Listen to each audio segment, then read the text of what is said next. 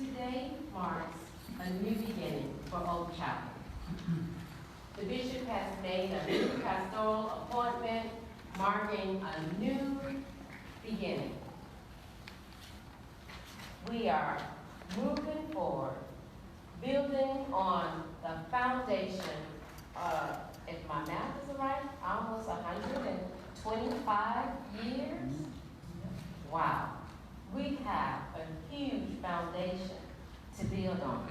So many things have taken place in that time.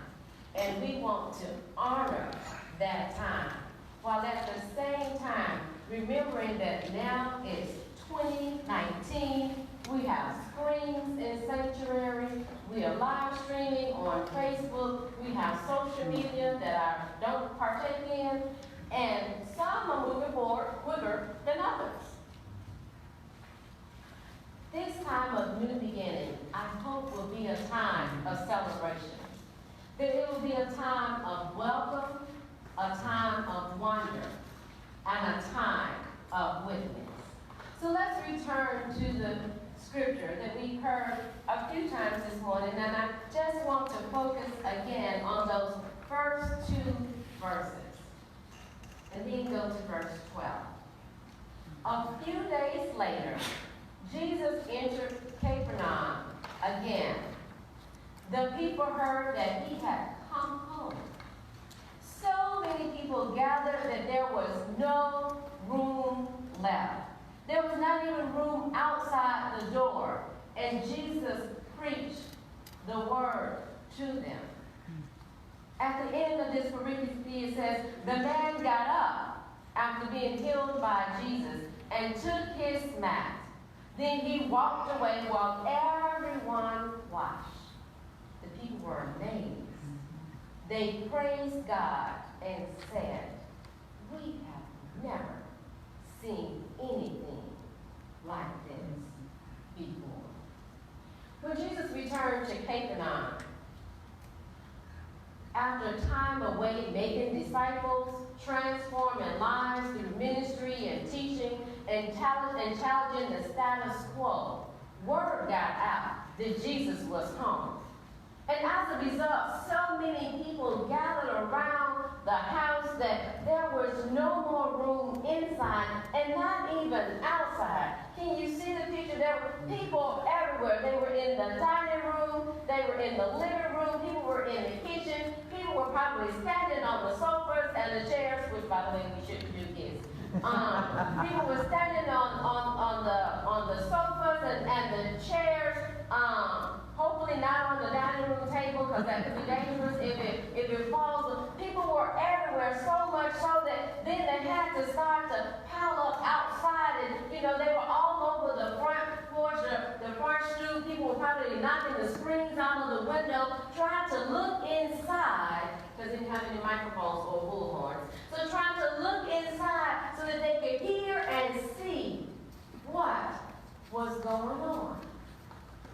Now, why had all of these people come? Had they really all come to welcome Jesus home? Some probably had come. They remembered him. They're like, oh man, Mary's boy is back home. He's been out for a while. We got to go and welcome him back home. And I'm sure she's going to cook some dinner and have something for us to eat. So let's go on over to Mary and Joseph's house and see what Jesus has been doing while he was away. Of course, they'd already heard the stories, because it's no different from us. Even in a time when there's no social media, no phones, somehow word had gotten back about this Jesus character. People knew about him. They knew more than he was Mary and Joseph's boy. They knew that he had been going out making disciples and been calling people to come and to walk with him, that he had been doing miracles and healing people and making the lame to walk and the blind to see. And so they had heard all of these things about him, that he had fed them up. They had heard about this Jesus fella. And so some came to welcome him back. Some came to greet him and to learn from him and to catch up on all that had transpired during his time away. But you know, some gathered because they were curious. They had heard, really, anybody can make the lame to walk. Please, come on over here. Heal, in the name of Jesus. See, I can do it too. What? Oh, he fed the 5,000. Come on, we can do that. You take a pinch, and you take a pinch, and you take a pinch. This ain't nothing to be that great about. Anybody can do this. Some was just like, is there something different about this guy? No, we just know him as Mary and Joseph's son, but maybe there really is something different about him. Maybe somehow he's anointed. Maybe he's favored of God. I don't know. Let's go and see. He sounds different from the Pharisees and the Sadducees. He's not just trying to get our money. He's not just about the law. He also came, he said he's coming in love. And, you know, where he said the 10 Commandments were good, but we started checking boxes. Didn't hear nobody today. I'm good. Didn't take nobody's spouse today. All right, I'm good. But he said, no. That's just not good because in the words of Wesley, not only are we supposed to do no harm, but we're also supposed to do good. And sometimes we think as long as we do no harm, then we've done good. And that ain't true. That's not true. We can do no harm and yet do no good. You see what I'm saying? If you are hurt on the side of the road, I didn't harm you, but if I didn't help you, I ain't do no good. Right? You still laying down the side of the road, bleeding to death, waiting for somebody to come and help you. So sometimes we get a little confused. So some people came because they were curious, and some gathered just to witness. Jesus, you can't make it. I'll tell you what. I don't know about it. You heard he did what? I'm not impressed. Are you impressed? I'm not impressed either. I don't know why these people are here. It's hot. Anybody got some water? Anybody got some water around? I don't know what's going on. And then you know, even in the age of no cell phones, you know, before the crowd has dispersed, word had gotten out. You know that, right? Word had gotten out. Word was all over the place. Jesus hadn't even sat down yet, and word had already spread about what had taken place.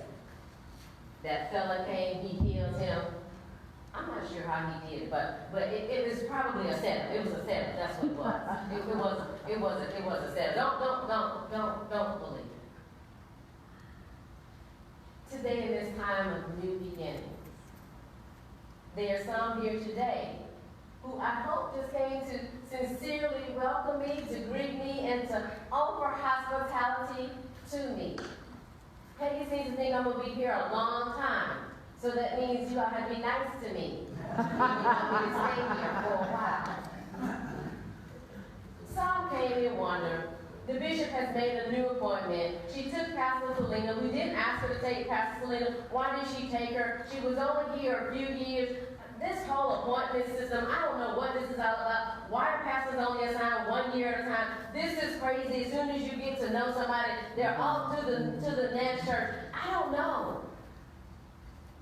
Some things are just like, what does she have to offer anyway? Who is she? Where did she come from? And suppose we don't want her to stay a long time. Do we have a plan to get her out?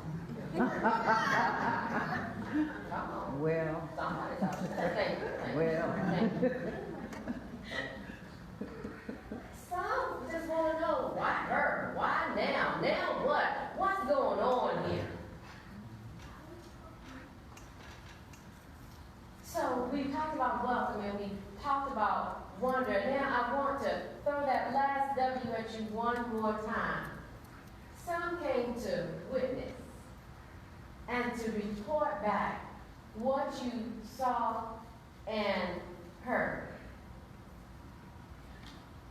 I want you to witness not about me, but about Jesus. I want you to go out. If you got to go and spread something, go and spread the good news of the saving grace of the amazing God that we serve. Go and not talk about how many people came today or who came that you haven't seen in a while, because none of that is important.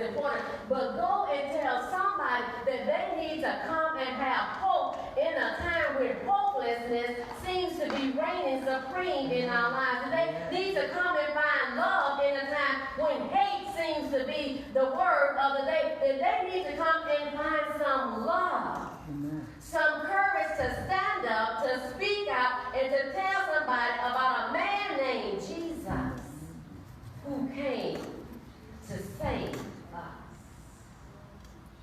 We've come to welcome Jesus into this place. And the truth of the matter is, it's his house, and we didn't even have to welcome him.